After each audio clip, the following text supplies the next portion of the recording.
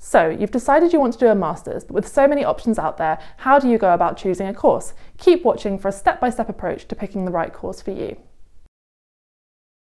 One simple way to start narrowing down your options is to check which courses you're actually eligible for. If you achieved a 2-1 or higher in your undergraduate degree, you'll probably qualify for a master's in a relevant subject. However, some courses might require work experience. This is likely to be the case for more vocational courses, such as a Masters in Social Work or PGCE, or for those designed for mid-career professionals, such as the Masters in Business Administration or MBA.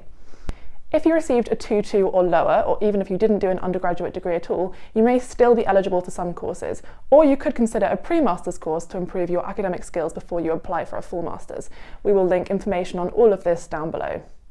If you want to study a different discipline to the one you did at undergraduate level, you could consider a conversion course. These are available in subjects such as law and psychology, and you'll usually be eligible if you achieved a 2-1 or higher in any discipline. Now that you know which courses you're eligible for, it's time to decide whether you'd rather do a taught master's degree or a research master's. Taught masters are a little bit like undergraduate degrees in that you'll have a set timetable of lectures and seminars, and you'll complete coursework along the way. If you don't have much research experience, then you're probably best suited to this type of course. You'll still have the opportunity to gain specialist knowledge and write an extended dissertation, but you'll benefit from a larger taught component and more structure throughout your degree. Most master's degrees are taught courses. These include the most popular qualifications such as the Masters in Science or MSc or the Master in Arts or MA. Note that you can still progress onto a PhD if you have a taught master's. This is actually a very common route into doctoral study. A research master's will be more independent in nature. You likely won't have any taught classes at all, and you'll spend most of your time working towards an extended dissertation under the supervision of an expert supervisor. If you're considering an academic career or you already have research experience, then a research master's might be the best option for you. Popular options include the Masters of Research or MRes or the Master of Philosophy or MPhil. Something else to consider is whether you want to study a more vocational course aimed at students aiming to enter a specific profession, or whether you want to study an academic master's, which will help you expand your specialist subject knowledge. If you have a specific role in mind that requires a master's degree, then this decision will be pretty simple. For example, if you want to be an occupational therapist in the UK, you will need a master's in occupational therapy, or if you want to teach at primary or secondary level, you'll need a postgraduate certificate in education or PGCE. If you have a very specific career in mind, you might want to consider a vocational master's, even if it isn't a direct requirement. This will ensure you have all the core skills that you'll need in that role, and you'll likely gain hands-on experience in the form of an industry placement. However, you might be more suited to an academic master's degree if you're looking to gain a specialist subject knowledge that you could then apply to a range of careers post-graduation. So if you want to keep your options open and you're not sure exactly what role you want to go into, then an academic master's rather than a professional one is probably best for you. Within the same subject area, there can be a lot of variation in terms of what actual course content is on offer. So make sure you do a deep dive into the module breakdown of the courses you're interested in and check that your particular interests are catered for. If one module is a really key selling point for you, then it's best to make sure it's not likely to be cancelled due to poor uptake. Another thing that you can do is look at the research interests of academics that are working on your course. This is really useful, not just in terms of checking whether you'd be a good fit for the course, but also in providing content that you can use for your personal statement. Other factors to consider include teaching methods, assessment methods, and modes of study.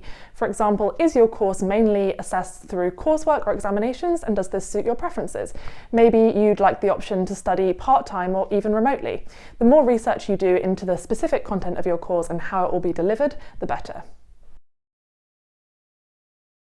You might have a good idea of where you want to study, but where should you do it? If the course you're interested in is specialised enough, or if you found one that very closely matches your preferences, you might not have to consider this question too much. But if you found courses you're equally interested in at multiple institutions, then how do you go about picking the right one?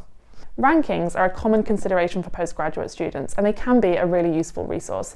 However, it's important not to just opt for the top-ranked universities without taking other factors into account. For one thing, there are no postgraduate specific rankings, so this means that generic league tables may not capture everything you actually care about as a prospective postgraduate. It's easy to become overly fixated on the reputation of a university without taking into account the fact that which one is best for you will depend on your specific academic interests and goals. We have information on our website on how you you can dig beneath these headline figures and make the best of rankings as a postgraduate student, and we'll link to this down below. Beyond rankings, there are a lot of other factors that you might want to take into consideration when it comes to choosing a university. For example, would you prefer to live closer to your family home so that you don't have to spend extra money on accommodation? Would you rather study at a city or a campus university? Remember, your university isn't just the provider of your course, it's the place that you're going to be living for the next year or more. So make sure you pick a location that you're actually going to enjoy spending time in.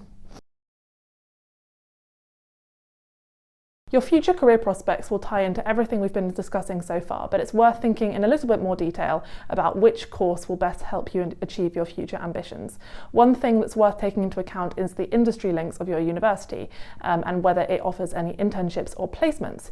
You could look at the presence of the industry that you want to work in the region of your university, as if it has a strong presence, this might make it more likely that your university will have strong ties to organisations that can give you hands-on experience. So to wrap up, there's a lot to take into consideration when it comes to picking the right masters for you. Ultimately, we can't say which factor will be the most important. This will depend on your personal ambitions and academic interests. We've linked lots more resources down below to help you make that all-important decision.